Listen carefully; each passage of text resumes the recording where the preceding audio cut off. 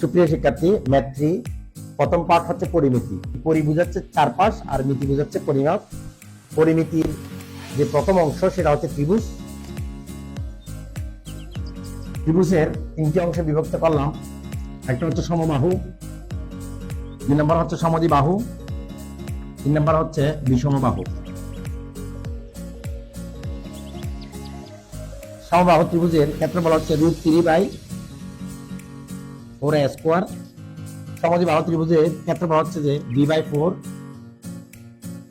4a² - b²।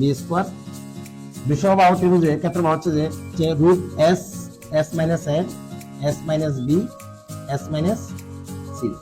এখন সমবাহু ত্রিভুজের পরিসীমার সূত্র হচ্ছে 3a। সমদ্বিবাহু ত্রিভুজের পরিসীমার সূত্র হচ্ছে 2a + b। বিষমবাহু ত্রিভুজের পরিসীমার সূত্র হচ্ছে a + b + c।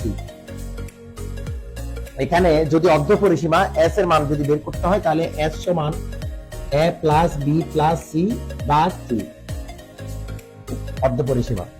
এখন সমবাহু, সমদ্বিবাহু, বিষমবাহু যদি লম্ব দেওয়া থাকে আমরা এই সূত্রটা প্রয়োগ করতে পারি, হাফ গুণ ভূমি গুণ উচ্চতা।